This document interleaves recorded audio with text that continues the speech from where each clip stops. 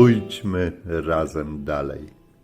Wcześniej przygotuj sobie gorący napój, czy cokolwiek, co cię zrelaksuje. Usiądź wygodnie w fotelu. Po prostu sprawdź, czy twoje plecy mają na czym się oprzeć, czy kubek, jeśli go trzymasz, grzeje twoje dłonie, czy stopy mają kontakt z podłożem, czy gdzieś uciekły.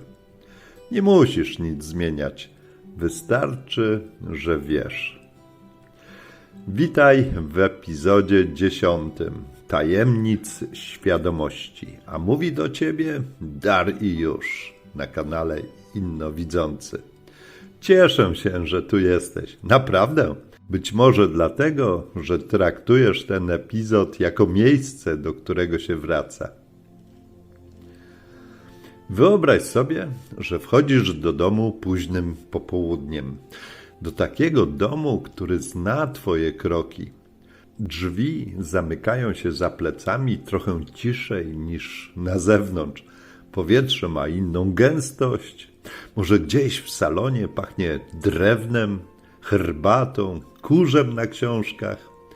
I zanim jeszcze zdejmiesz kurtkę, zanim pomyślisz, jak minął dzień, twoje ciało już wie, że jest tu bezpieczniej, przytulniej, tak bardziej swojsko.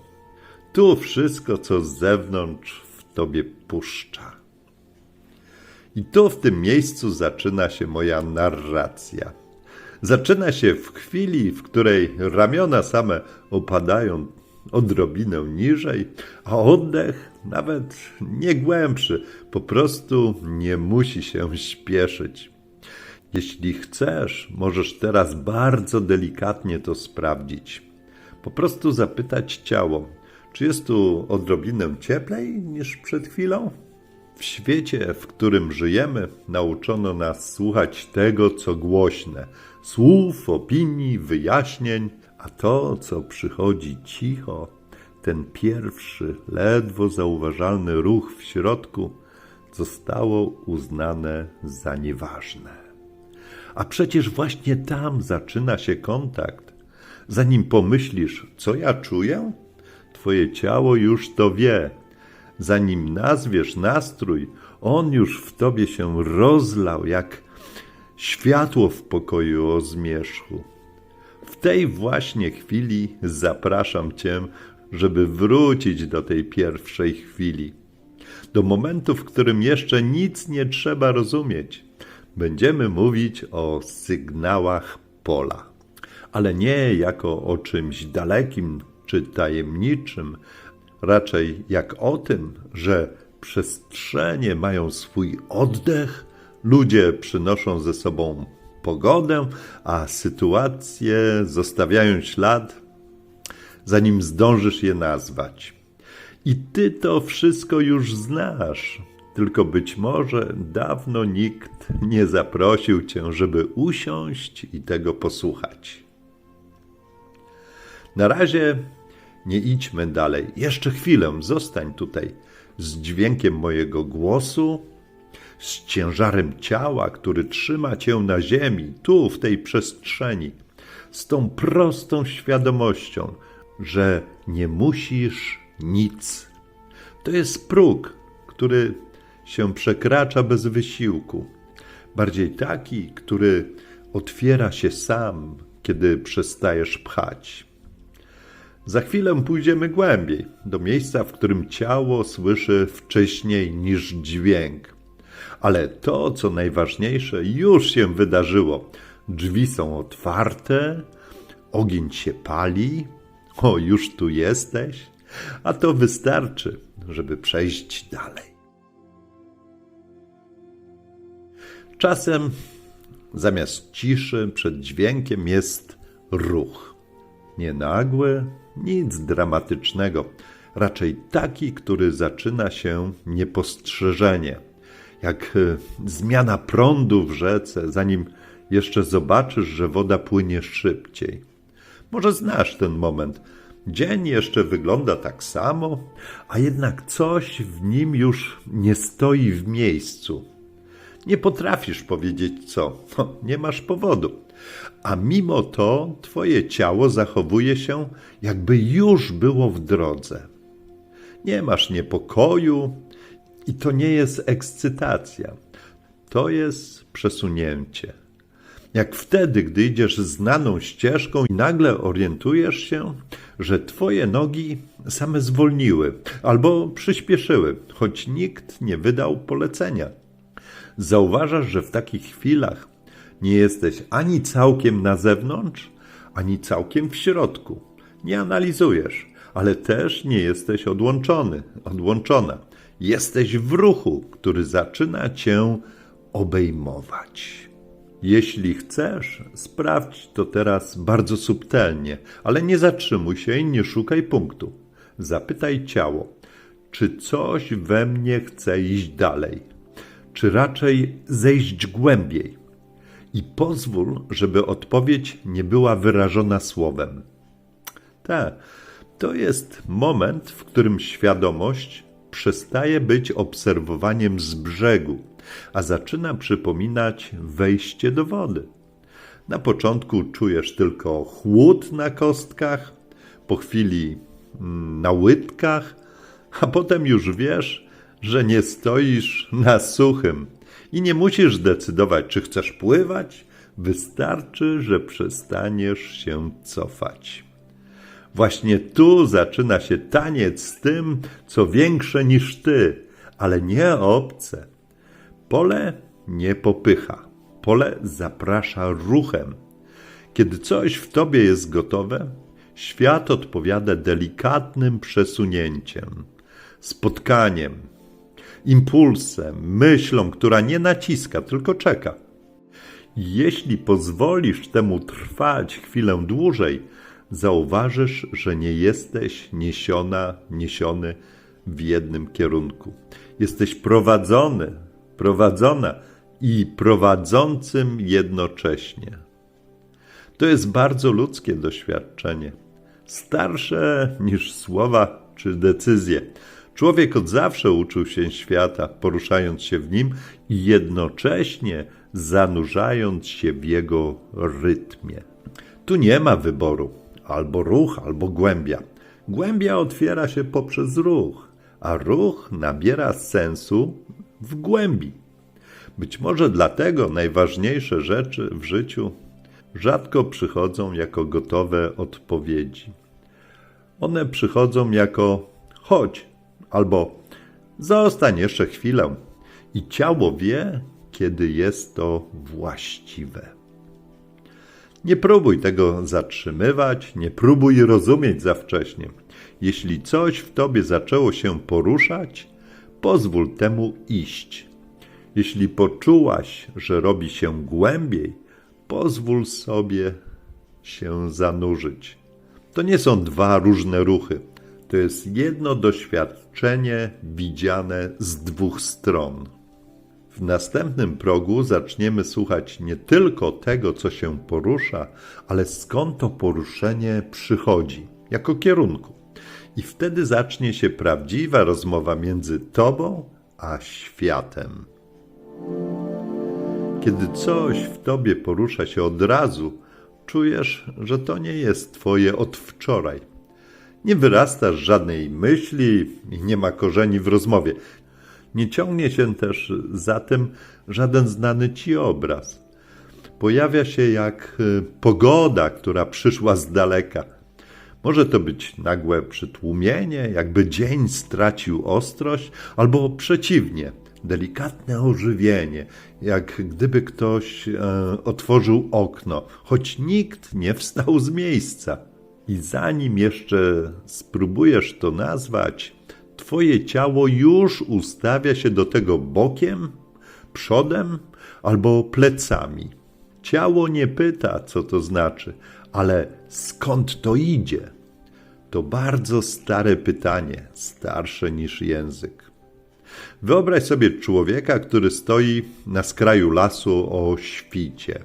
Jeszcze nie widzi, co porusza się między drzewami, ale jego skóra już wie, czy to wiatr, a może zwierzę, czy też coś, co lepiej ominąć.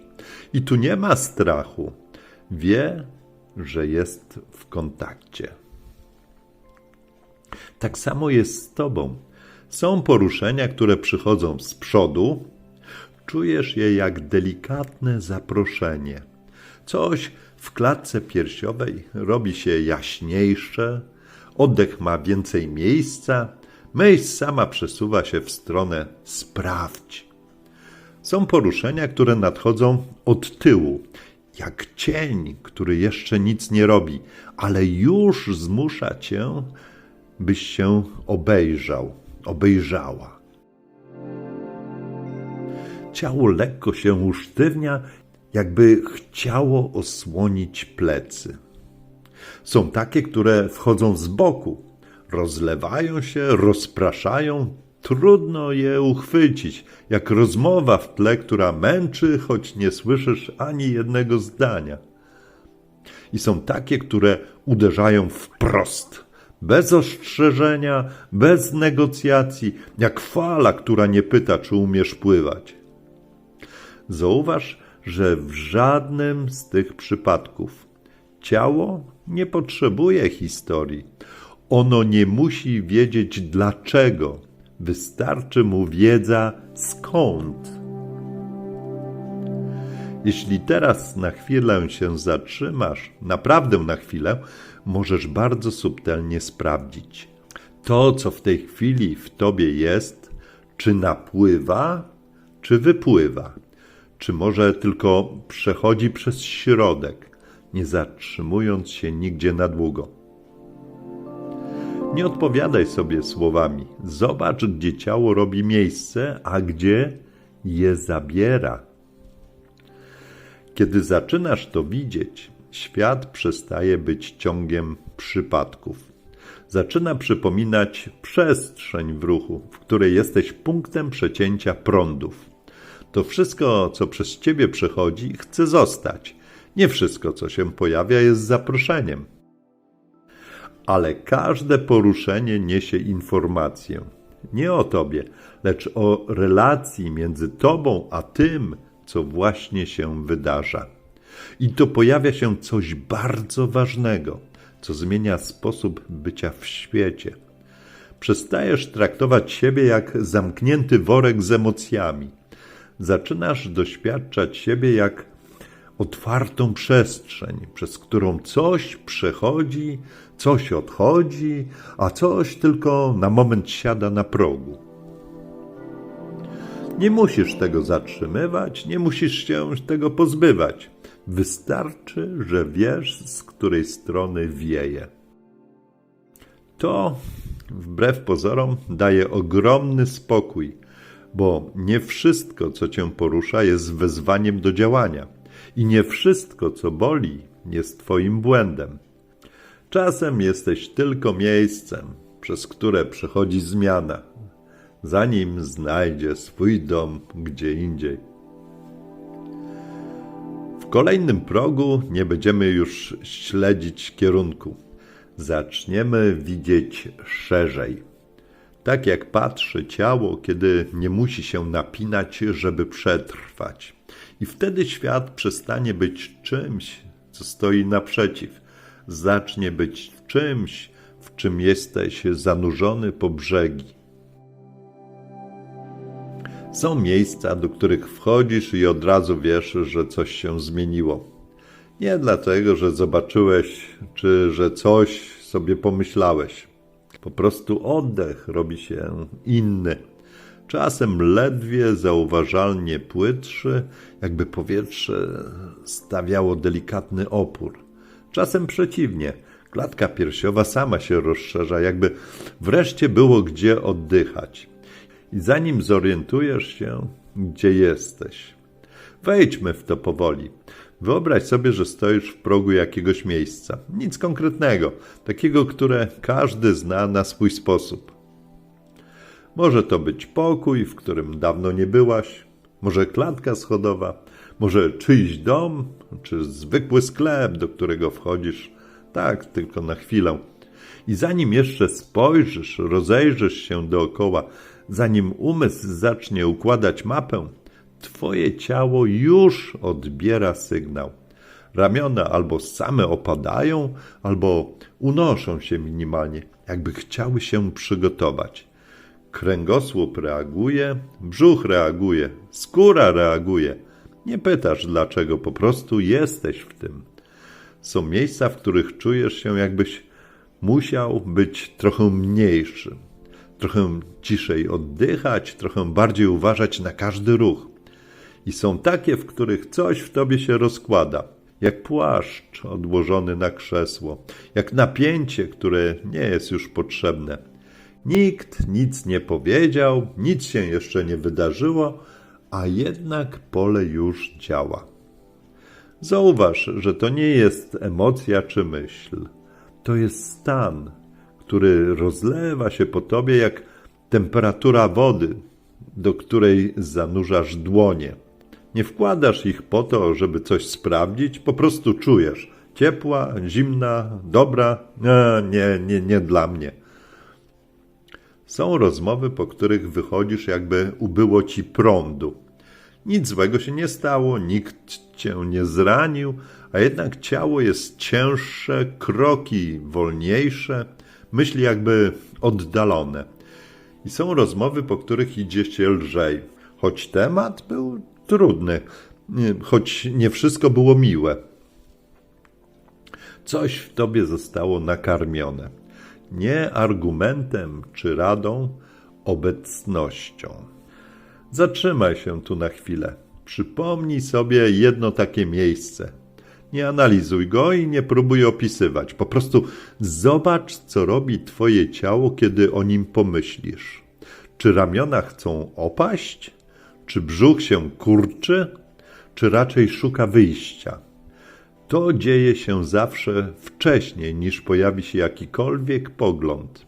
Zanim powiesz, lubię to miejsce, albo coś mi tu nie gra. Ciało już dawno odpowiedziało. I nie robi tego z powodu przeszłości, charakteru czy wyobrażeń. Ono po prostu jest w bezpośrednim kontakcie z polem. Pole nie jest czymś widzialnym, ale jest odczuwalne. Jest jak cisza w pokoju po wyjściu kogoś ważnego, jak ciężar, który zostaje po kłótni, choć nikt już nie podnosi głosu, albo jak lekkość, która pojawia się nagle, gdy ktoś wchodzi i nic nie musi mówić. Ach, to nie magia, to obecność, która zostawia ślad. I tu nie chodzi o to, żeby się przed tym chronić, czy odwrotnie, żeby się tym zachwycać. Chodzi o to, żeby zauważyć moment, w którym to się wydarza. Ten ułamek sekundy, kiedy ciało już wie, a umysł jeszcze milczy. Czy zauważasz, że to się dzieje, zanim pojawi się jakikolwiek pogląd? W kolejnym progu nie będziemy już mówić o jednym miejscu. Zaczniemy widzieć szerzej, tak jak widzi ciało, kiedy nie skupia się na jednym punkcie, ale na przestrzeni.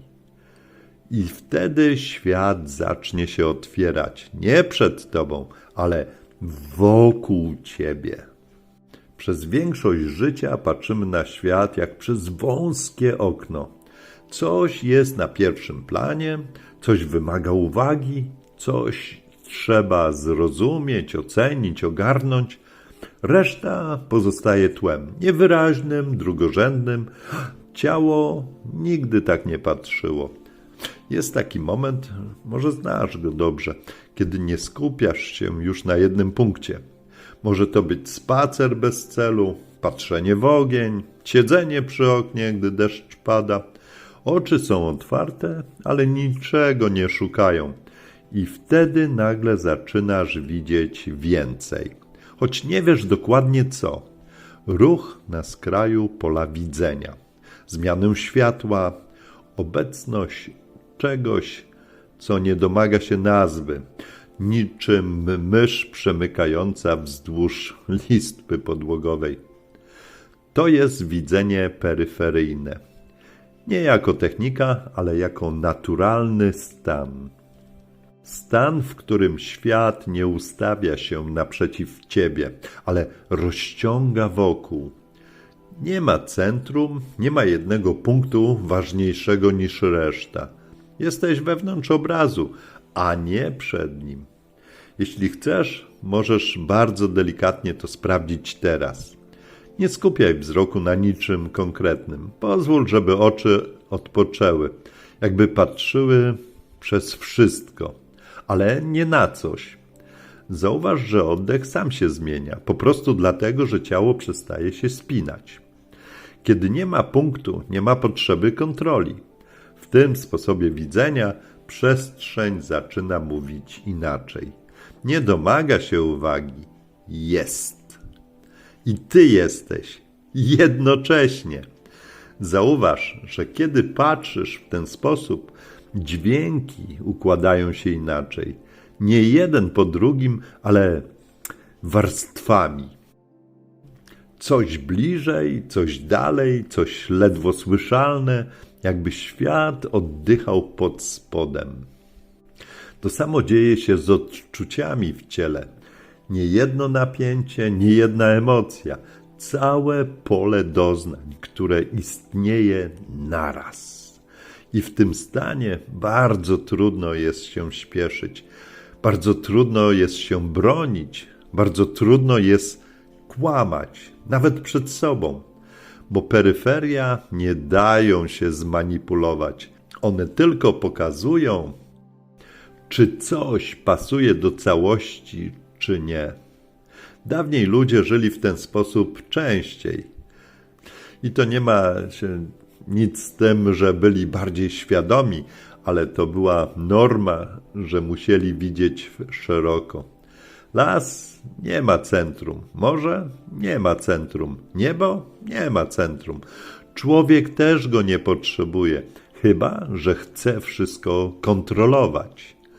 Kiedy pozwalasz sobie na takie widzenie, dzieje się coś bardzo subtelnego. Świat przestaje być czymś, co trzeba ogarniać. Zaczyna być czymś, w czym można być zanurzonym. Tu nie ma roli dla obserwatora czy aktora. Stajesz się częścią całości, która oddycha razem z tobą. I tu zaczyna się coś, czego nie da się cofnąć już do teorii. Bo jeśli nie ma jednego środka, to gdzie właściwie jesteś ty? Nie przed światem, nie naprzeciw, jesteś w nim. W kolejnym progu zaczniemy zauważać coś jeszcze subtelniejszego. Nie to, co widzisz i nie to, skąd to przychodzi, ale jak szybko wszystko się porusza, jak tempo świata spotyka tempo ciała. I wtedy odkryjesz, że większość zmęczenia nie bierze się z treści życia, ale z niedopasowania rytmu. Są ludzie, którzy mówią: mój pies wie, zanim ja wiem. O, mój kot czuje, kiedy coś jest nie tak.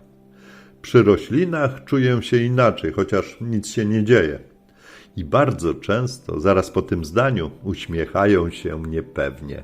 Jakby bali się, że powiedzieli coś niemądrego. A przecież to są najbardziej uczciwe obserwacje, jakie można mieć. Zwierzęta nie postrzegają świata tak jak my.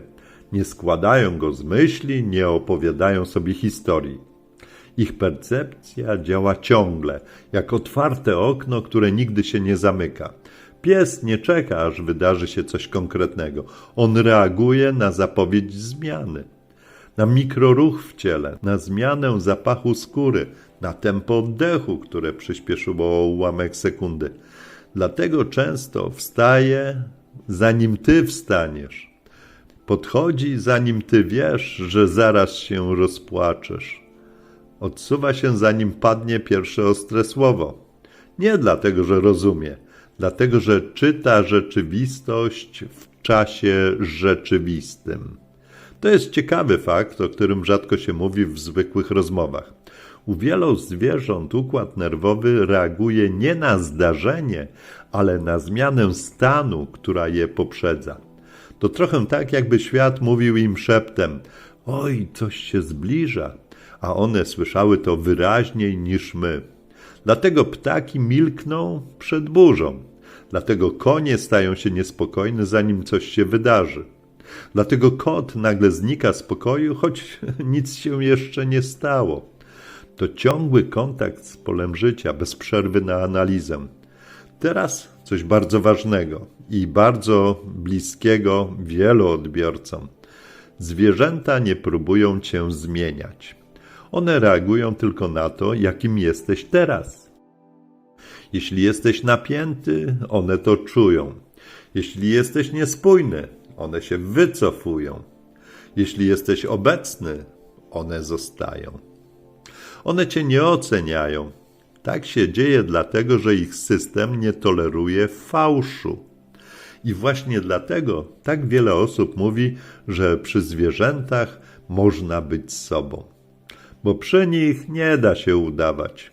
A z roślinami dzieje się coś podobnego, choć dużo ciszej. Rośliny nie widzą, nie słyszą, ale rejestrują zmiany. Zmianę światła, zmianę wilgoci, zmianę dotyku, nawet rytm ruchu wokół nich. Są badania pokazujące, że rośliny reagują na regularność, na spokój, na powtarzalność, nie emocjonalnie, biologicznie. Dlatego w lesie oddech sam się wyrównuje. Dlatego przy długim przebywaniu wśród drzew myśli zaczynają zwalniać. Nie dlatego, że natura uspokaja, ale dlatego, że twoje ciało dostraja się do innego rytmu życia. I teraz coś, co może zmienić sposób, w jaki patrzysz na te relacje. Zwierzęta i rośliny nigdy nie wyszły z pola, nigdy nie oddzieliły się od niego. A człowiek oddzielił się językiem, opowieścią, ciągłym tłumaczeniem sobie świata. Ale kiedy siedzisz obok zwierzęcia, kiedy jesteś wśród drzew wystarczająco długo, coś w tobie zaczyna robić to samo, co one. Przestajesz ciąć rzeczywistość na kawałki. Przestajesz wybierać, co ważne. Zaczynasz być w całości. Może dlatego tak wiele osób mówi, że bardziej ufa zwierzęciu niż człowiekowi, albo że rozmowa z roślinami dziwnie działa, choć nikt nie wierzy w bajki. Bo to nie jest rozmowa w słowach, to jest wspólne przebywanie w tym samym stanie. Zwierzę nie wchodzi w twoją historię, roślina nie wchodzi w twoje problemy. One zapraszają cię z powrotem do życia, które nie musi być ciągle opowiadane. Zatrzymaj się na chwilę. Jeśli masz zwierzę, pomyśl o momencie, kiedy przy nim wszystko w tobie po prostu siadło na miejsce. Jeśli nie, pomyśl o czasie spędzonym w naturze, kiedy niczego nie trzeba było przeżywać. To nie był odpoczynek, to był kontakt bez filtra. I właśnie teraz zapraszam cię, byś zrobiła kolejny krok. Bo skoro potrafisz być w polu ze zwierzętami i roślinami, to znaczy, że potrafisz to także w świecie ludzi. Przez obecność, która nie przerywa. Jesteśmy teraz na progu, gdzie możemy pomówić o tym, co się dzieje, kiedy tempo twojego życia zaczyna znowu pasować do tempa świata. O rytmie, o zmęczeniu, które znika, kiedy nie trzeba się śpieszyć szybciej niż życie. I tam zaczyna się prawdziwy taniec. Zauważ coś bardzo prostego. Najczęściej nie męczy cię to, co robisz. Męczy cię tempo, w jakim próbujesz to robić. Nie sama praca, nie sama relacja, nie nawet sama trudność, tylko to, że coś w tobie biegnie szybciej niż życie, albo odwrotnie, że życie pcha cię, kiedy ty jeszcze nie ruszyłeś.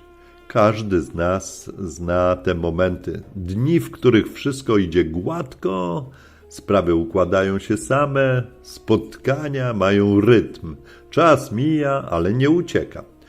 I dni, w których wszystko jest wysiłkiem, jakbyś szedł pod prąd niewidzialnej rzeki. Niby robisz to samo, a jednak koszt jest podwójny. To nie przypadek. To niedopasowanie rytmu. Świat porusza się falami, nie linią. Są momenty przyspieszenia, są momenty załamania, są okresy zbierania i okresy rozpadania się starego porządku. Zwierzęta to wiedzą, rośliny także. Człowiek często próbuje udawać, że zawsze jest ten sam moment. Zauważ, jak porusza się twoje ciało, kiedy naprawdę jest mu dobrze. Nogi same znajdują tempo, ręce nie są sztywne, oddech nie jest pilnowany. To nie jest relaks, to jest zgodność. Tak porusza się ciało, kiedy nie musi walczyć z rzeczywistością. W dawnych kulturach taniec nie był rozrywką, był narzędziem do strajania. Ludzie tańczyli, żeby zsynchronizować się z porą roku, z pogodą, z wydarzeniem czy z przejściem. Nie po to, żeby coś tam wyrazić, po to, żeby wrócić do rytmu, który został zgubiony. I teraz coś bardzo współczesnego. Większość naszego zmęczenia nie bierze się z ilości bodźców, bierze się z tego, że próbujemy utrzymać jeden rytm w świecie, który się zmienia. Jedno tempo na wszystko, jedną prędkość na cały dzień, jedno ja, które ma dawać radę zawsze. A ciało jest instrumentem. Jeśli grasz na nim nie w tym tempie, zaczyna fałszować, potem boleć, potem milknąć. Spróbuj teraz czegoś bardzo prostego. Nie zmieniaj niczego w życiu i nie poprawiaj siebie. Zobacz tylko, gdzie dziś przyspieszam, choć życie zwalnia.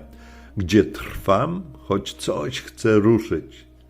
Odpowiedź nie przyjdzie w słowach, pojawi się w napięciu, w niepokoju albo w nagłej uldze, gdy coś puszcza. Kiedy zaczynasz słuchać rytmu, decyzje przestają być walką. Nie pytasz już tylko, czy to ma sens? Zaczynasz pytać, czy to jest w tym momencie? To ogromna różnica, bo coś może być dobre, ale nie teraz. Coś może być trudne, ale dokładnie na ten czas. I tu pojawia się taniec. Nie jako ruch ciała, ale jako sposób bycia.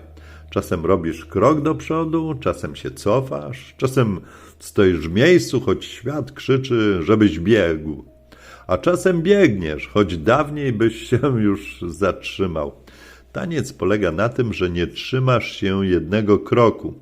Zauważ, że kiedy trafiasz w rytm, pojawia się coś bardzo charakterystycznego. I to nie jest euforia czy tam ekscytacja. To jest spokój połączony z ruchem. Jakbyś robił dokładnie tyle, ile trzeba, ani mniej, ani więcej. To jest moment, w którym świadomość przestaje być wysiłkiem, a zaczyna być naturalnym ruchem życia przez ciebie. W następnym progu pójdziemy jeszcze głębiej, bo jeśli rytm zaczyna się zgadzać, to pojawia się pytanie, którego nie da się pominąć. Co właściwie w tobie ten rytm czuje? Jest chwila krótka, jak mrugnięcie, którą zwykle pomijasz, dlatego że dzieje się zanim zdążyłeś ją złapać. To moment przed myślą, przed emocją i przed decyzją. I to właśnie on zaczyna być najważniejszy. Zauważ, jak zwykle opisujesz to, co się w tobie wydarza. Pomyślałem, poczułem, zdecydowałam, a przecież zanim to wszystko się pojawi, coś już się wydarzyło. Delikatne ściśnięcie, rozszerzenie, impuls, który jeszcze nie wie, czym się stanie. Jakby życie na ułamek sekundy sprawdziło, czy jesteś w środku. To, co reaguje pierwsze, nie ma imienia. Nie da się tego nazwać emocją, bo emocja potrzebuje historii. Nie da się tego nazwać myślą, bo myśl, wiadomo, przychodzi później. To jest pierwsze poruszenie, najczystsza informacja. Nie mówi, co zrobić, mówi, czy to jest w tym kierunku. Spróbuj przypomnieć sobie taką chwilę. Nie wielką decyzję, coś małego. Moment, w którym jeszcze nic nie postanowiłeś, a jednak już wiedziałeś. Nie dlaczego, nie jak, po prostu tak albo nie. I dopiero potem pojawiły się argumenty. I dopiero potem przyszły emocje, jakby dołączyły do czegoś, co już było w ruchu. To jest warstwa, którą dzieci mają naturalnie.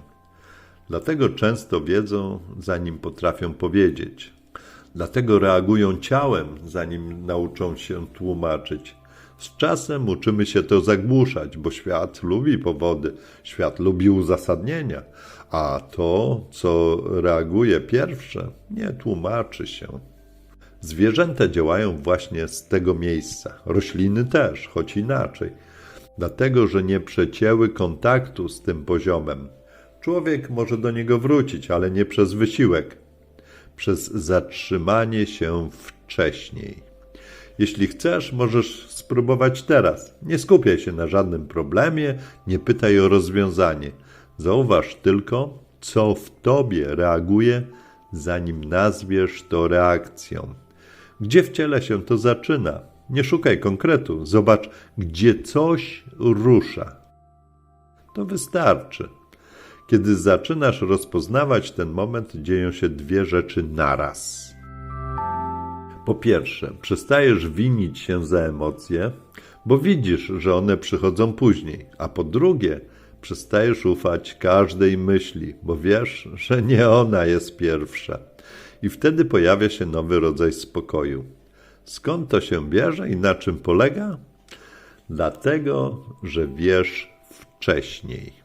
To, co reaguje pierwsze, nie chce być kontrolowane, chce być zauważone. Gdy je zauważysz, nie musisz go słuchać zawsze. Wystarczy, że przestaniesz je ignorować, a to zmienia wszystko. W następnym progu zaczniemy mówić o czymś bardzo delikatnym. O tym, co się dzieje, kiedy zaczynasz ufać temu pierwszemu poruszeniu w relacji z innymi ludźmi. Bo tam to widać najwyraźniej. Skoro sygnały pola istnieją, skoro coś do ciebie dociera, zanim stanie się myślą albo emocją, to pojawia się pytanie, którego nie da się już pominąć. Co robisz z tym, co wchodzi? Większość ludzi nie ma z tym problemu, dopóki nie zacznie być zmęczona, bo nie męczy samo życie, męczy to, że zostaje w tobie zbyt wiele cudzych rzeczy. Cudze napięcia, cudze lęki, cudze tempo, cudze oczekiwania. I to nie jako ideę, jako obciążenie układu nerwowego. I tu trzeba powiedzieć coś bardzo wyraźnie. Ochrona percepcji nie polega na zamykaniu się, nie polega na odcinaniu, nie polega na byciu silnym. To są strategie walki, a walka zawsze kosztuje energię. Prawdziwa higiena działa inaczej. To rozpoznanie momentu, w którym coś weszło i nie zostało zaproszone. Nie dlatego, że było złe, ale dlatego, że nie było twoje. Zauważ coś prostego. Są sytuacje, po których czujesz się brudny, choć nic złego się nie wydarzyło. I są takie, po których jesteś zmęczony, choć nic nie zrobiłeś. To nie są emocje, to pozostałości. Jak kurz, który osiada, kiedy nie wietrzysz pomieszczenia. Detlefsen pisał o chorobie jako o informacji, która nie znalazła drogi wyjścia. My idziemy krok wcześniej. Zanim informacja stanie się objawem, jest zatrzymanym ruchem. Czymś, co przyszło, a nie zostało przepuszczone dalej. Dlatego najważniejszą zdolnością nie jest ochrona, jest nią umiejętność powrotu do siebie bez walki. Nie przez analizę, przez konfrontację albo przez jakieś tłumaczenie. Przez obejście niczym najlepszy prawnik. Obejście to nie ucieczka.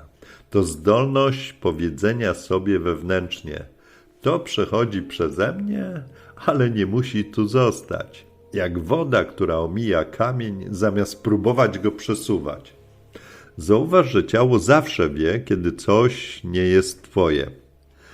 Pojawia się ciężar, który nie ma historii, napięcia bez obrazu, zmęczenia bez powodu.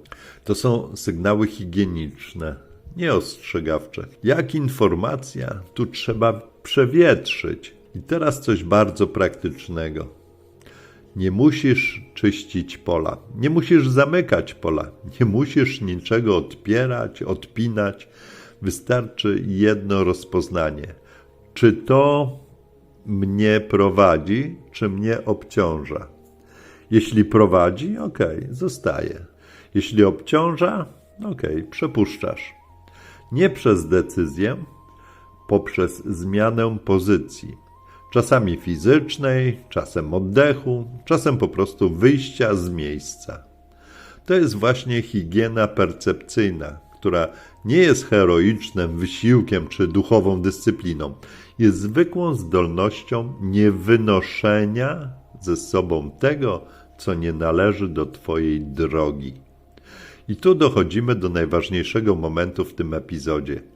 Jeśli potrafisz rozpoznać sygnał, jeśli potrafisz się zorientować, jeśli potrafisz wrócić do siebie bez walki, to nie musisz się chronić. Życie samo przestaje cię zalewać. Ten epizod nie uczy wrażliwości, uczy poruszania się w świecie przez rozpoznanie i umiejętność znalezienia obejścia. A to jest moment, w którym świadomość przestaje być ideą i staje się kompetencją życiową. Dalej zobaczymy, jak kultura systemowo odcina nas od tej zdolności i jak ją stabilizować, żeby nie znikła przy pierwszym stresie. To jest opowieść na epizod 10.1. Tymczasem w kolejnym epizodzie, 11, nie będziemy już przyglądać się mechanizmom, nie będziemy pytać, kto i dlaczego coś nam odebrał. Zejdziemy niżej, do miejsca, w którym w ogóle pojawia się zdolność odczuwania, zanim zostanie nazwana, ukształtowana albo utracona. Do przestrzeni, w której nie ma jeszcze kultury ani stresu. Jest tylko ruch, który chce się przez ciebie wydarzyć.